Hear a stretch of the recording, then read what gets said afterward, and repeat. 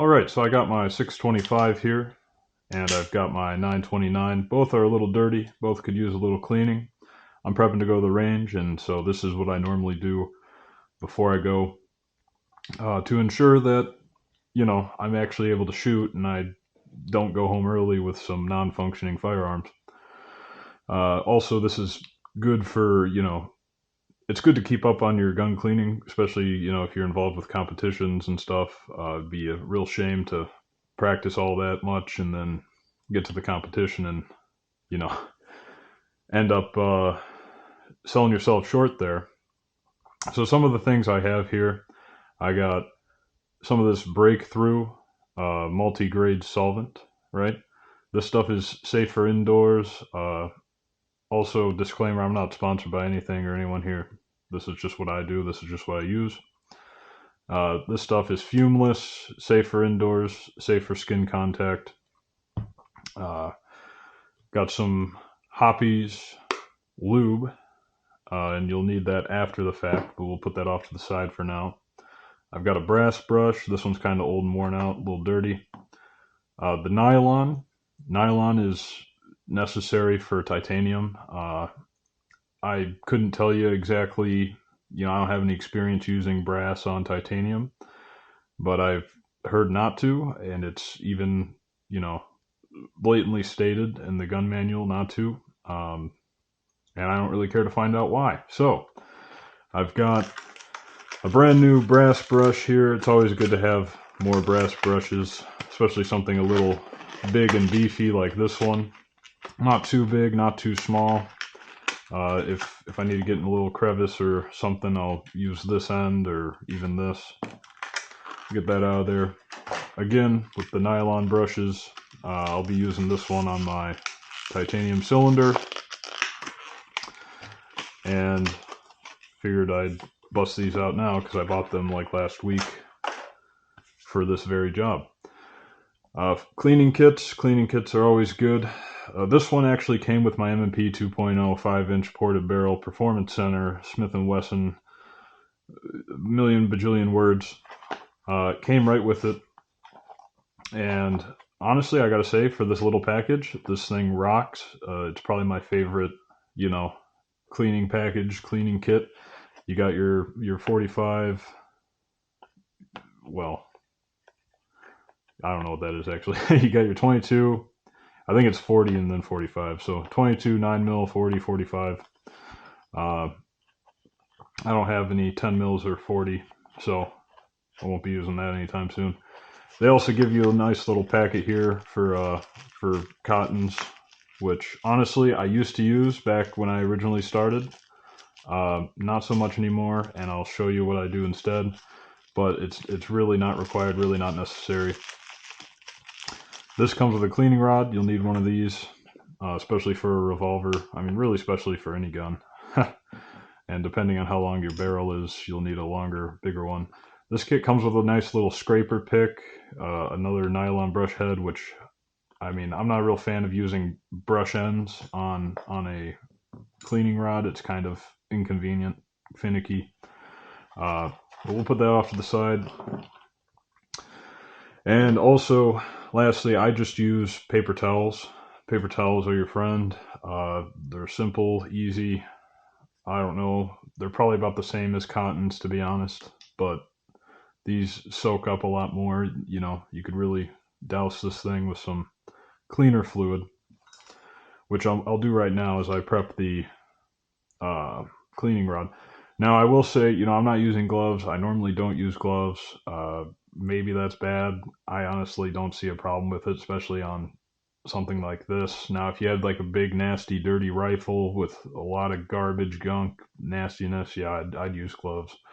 But considering that this solvent is, I mean, literally says it right on the bottle, user safe. I haven't had any problems. Haven't felt funny after. I've used some Hoppies, like some real heavy stuff, like actual metal remover, like a lead and copper remover.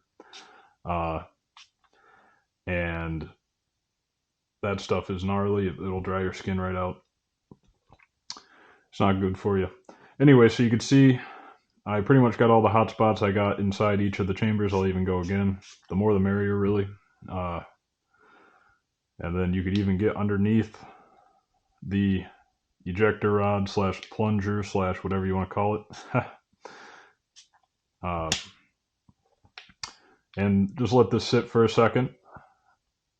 I got all the hot spots, got inside the yoke right there, got down the barrel. I even get down the barrel again. For functionality, really, you don't have to worry about this part of the frame too much, but if you like to keep it clean, by all means, get scrubbing, get scraping. But I typically don't worry too much about that spot. Give my hand a little wipe here. We'll put this aside for later because it's still clean. And as that's sitting, it's recommended to let your cleaning fluid sit for like a minute or two. I've gotten away with just spraying it right on, then scrubbing it right off. I mean, it's a pretty good, decent cleaner. And I'm going to start with the chambers. This one's actually bent. I have more of these, but I don't really care to get another one because this will work. I'm going to start with the chambers. I just kind of run it through.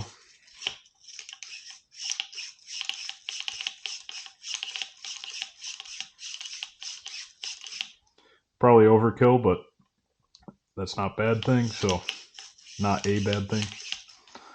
And just run through each chamber, just like this. That's the second one, third one, fourth. I got a better grip.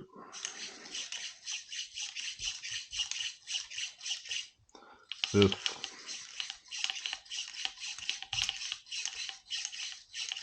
Sixth.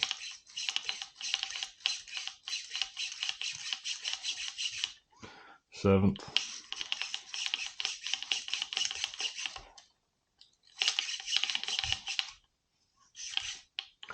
And eighth.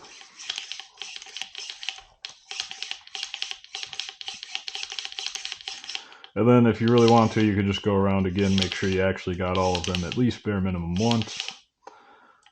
The more you do this, the less likely you'll be missing chambers. I don't think I've actually ever missed a chamber before, but I mean, just to be safe, if you really feel like you didn't get it. And it's looking pretty good in there. What I do from here is I just take a paper towel and I kind of give it a nice little, get a little roll started like that. Preferably you want it to be tighter up front and then like let it kind of loosen out in the back, so that way it's actually got some resistance against the inside of the chambers when it passes through to soak all that stuff up and get it out of there. Just like that. And now you're looking at like this weird cone-like thing. Go ahead and feed it through and then just give it a pull. And they often rip, which is fine. They're normally good for like a couple passes here and there, a couple chambers. I'll probably do 3 because it's really not that dirty, to be honest. So, and those 3 chambers are looking real nice. I know I didn't really show you the beforehand, but it was definitely not super clean or anything. Just get it started. Just like that.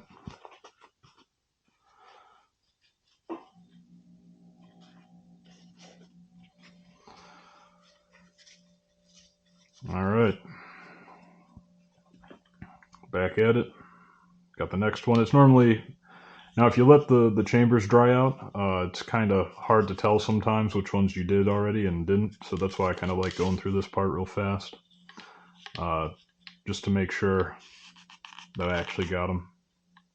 Because you could tell the difference between a dry chamber and when it's wet. That's a good sound when you hear the paper towel squeaking along the inside.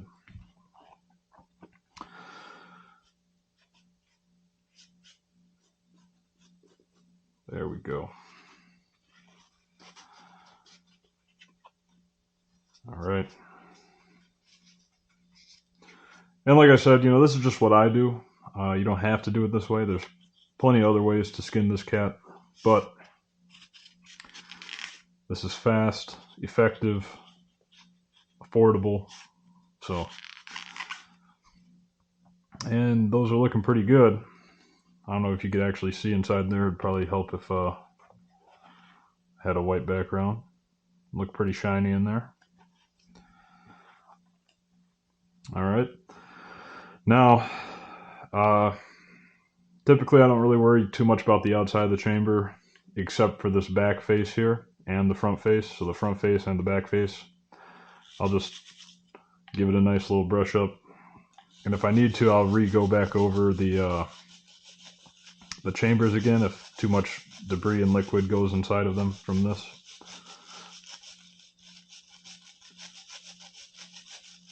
I find that if you just stick to one spot, make sure you have a full stroke from there to there, and then just rotate it. I mean, you'll get everything. So it doesn't have to be perfect, but just make sure that you're getting all like the large clumps and build up off, and that'll just be the main point of cleaning it for functionality. And that looks pretty decent. I do like getting up underneath the ejector rod, because what happens is stuff builds up under there over time, and depending on your approach to your reload, sometimes your reloads will cause debris to specifically get built up underneath there. So I'm just taking a little paper towel bit to the part we already sprayed, getting behind there. I might be making this look decently easy, like you'll probably struggle with this part, but once you find a approach or a tactic, right, I mean, it'll be like, brushing your teeth pretty much. Just get all that cleaning fluid off the back of it, just like that. And that looks pretty functional to me. Come around the outside. Like I said, I don't really care to brush the outside, but it's good to get rid of some of that extra cleaning fluid. Just like that.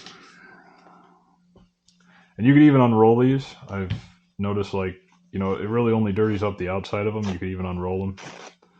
Take the dirty parts off and continue to use this bit. Save some of the paper towel.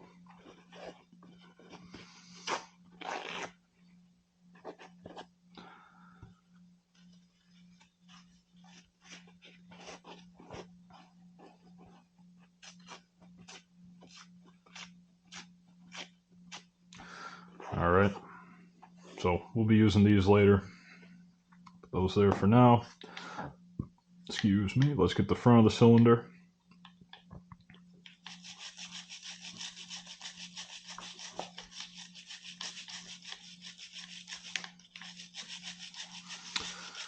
And you can notice that the front of the cylinder is especially gunked up.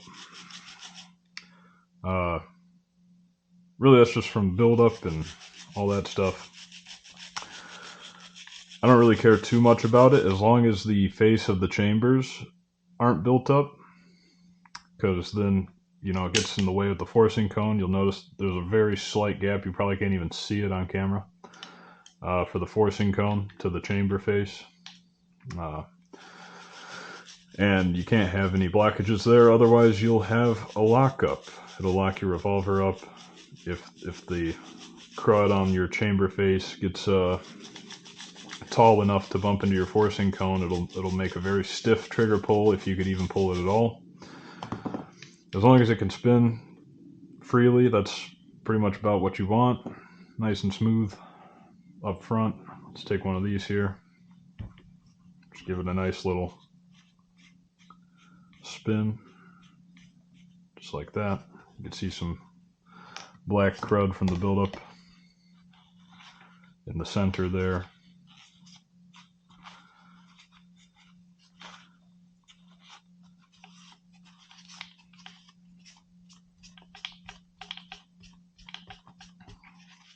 All right.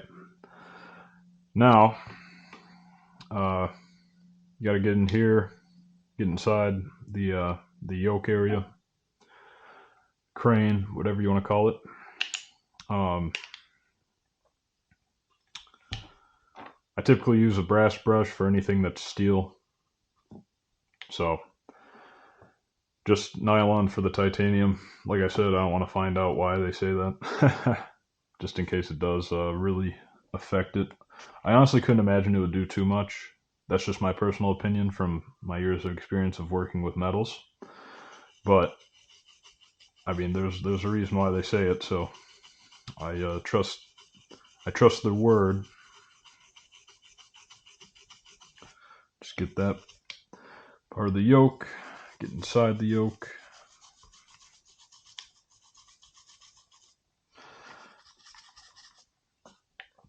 Might have to switch to the smaller brush. No, that's a pretty good angle right there. I've never used one of these brushes before. It's working pretty well.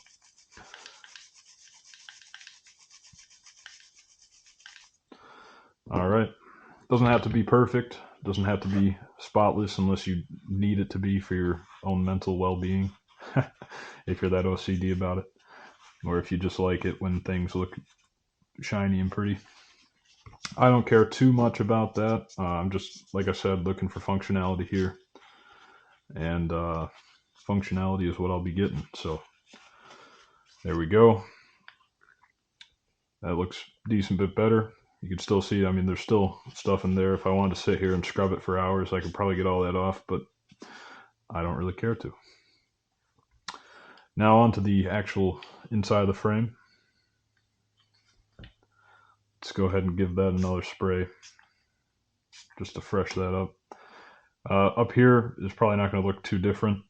It's pretty much stained. But right here is my main point of focus. You don't want any build up there, so just come in with the brass brush.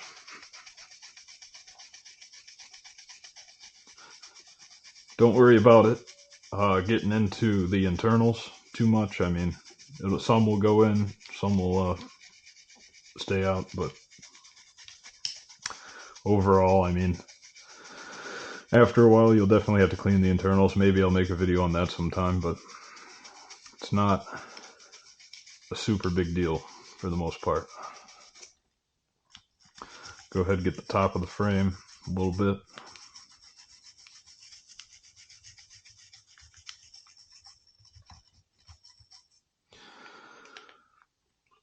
Even get the front.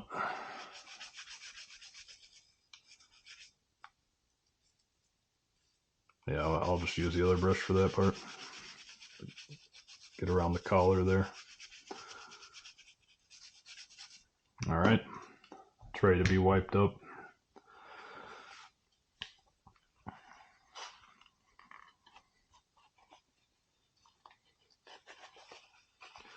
Normally get my fingernail in there around in here. I just set it down, get my fingernail. Sorry if it's hard to see, but just like that. Get all that extra stuff out of there.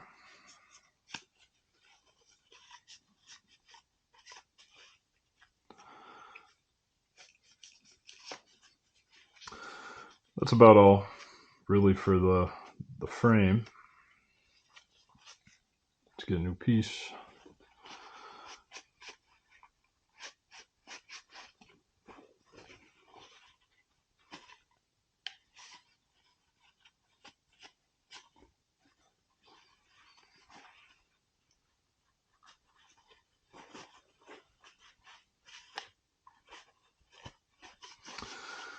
All right, just like that, it's pretty good. Looks like the forcing cone isn't too terribly dirty or nothing. There's no buildup there, so don't really have to worry about that. Just some discoloration.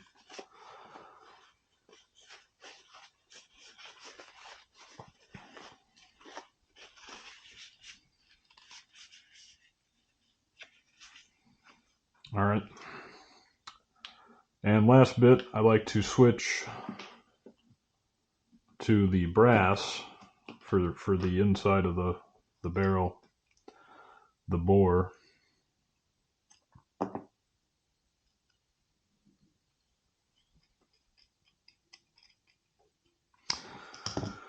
Just give it another little squirt. Just come in from the front. Come on. I'm so shaky right now. It's actually pretty cold in here. Just like that.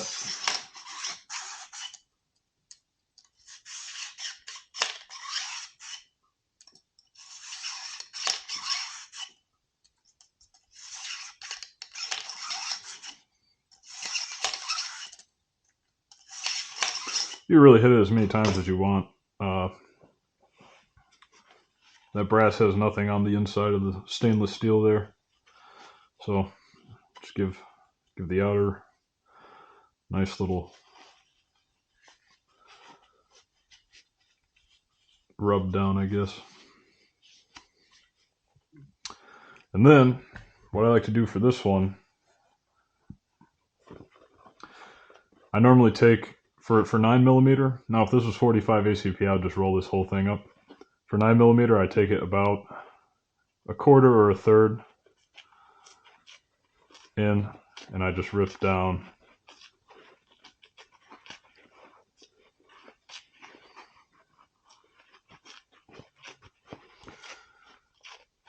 Just like that. So you have this strip left. You don't need that. This is the part that you want to focus on. You're going to roll it up just like you did for the chambers. Might even help to fold it in half first. Maybe not. Maybe I'm lying. All right, well, kind of pointless to fold it in half first, but you do want to get a nice packed roll at first, and then, like I said, it'll kind of cone out, which is good. It's mostly what you want. You can kind of scrunch it just like that. So now you got a nice, easy fitting start, and then it gets a little fatter. And at this point, I kind of force it in by twisting and pushing.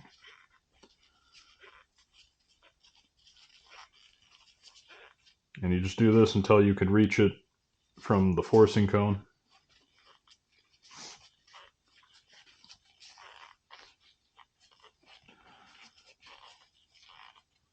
And we could reach it from the forcing cone. I'm going to push it a little more because sometimes it rips off if you don't have enough to grab onto. Just like that. Then you just pull that through. And you can hear the squeak here.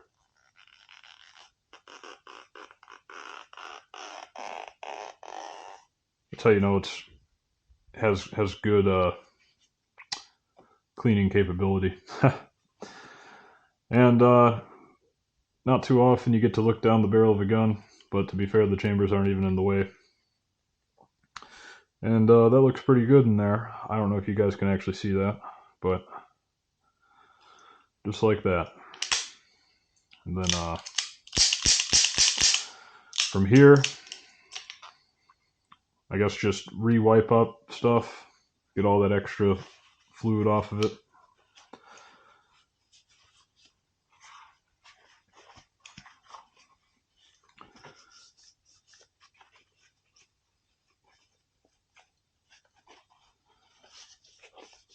Just like that. If you want, you can take something, come back here to the hammer.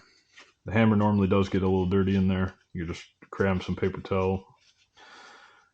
And this is just something you can do without completely disassembling. And yeah, I'd say that's pretty good. It's about what I would need for the range visit, range day. And this should hold me over till next time. And now, not quite finished yet. There's still one more step, and that is the lube application. It's fine if you still have a little cleaner mixed in with it, but Lube application on a revolver.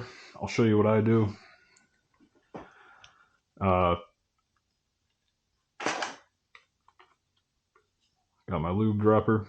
Now the little slit here for the little arm that rotates the cylinder.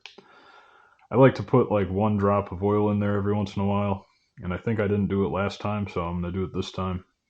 Just a little drop. I don't know if you guys can see that, but I get a drop on there. I let it roll right into it.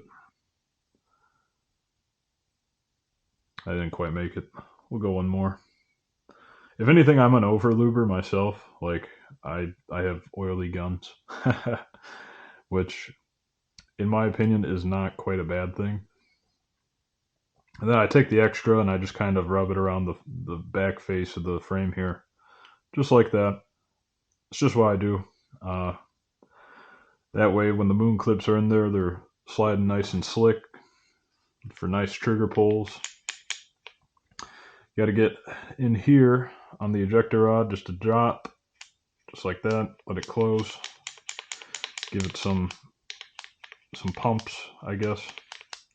And then sometimes I like to just put a little touch on the front up there.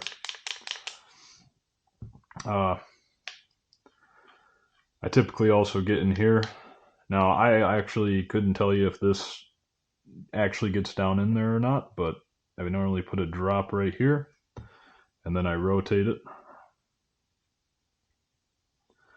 And the idea is that it's getting in the seam there from the yoke to the cylinder, allowing the cylinder to spin a little better. Now, when revolvers are tilted back like this, they don't spin too well, but once you put them forward, yeah, that spins pretty good. Titanium guns typically don't spin as much as steel, or I should say titanium cylinder guns don't spin quite as long or as smooth as steel.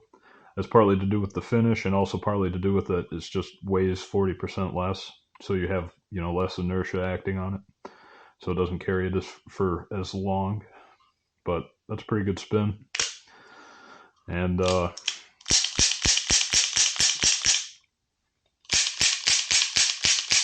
feels pretty good on the trigger. And that's all I really need. So I'm gonna leave it at that. I'm gonna hit the 625 right after. Same process, just brass brush instead. And yeah, it's pretty simple, pretty easy. Takes maybe 20 minutes, 30 minutes, and that's just how I do it. Also notice my hands aren't like super dirty.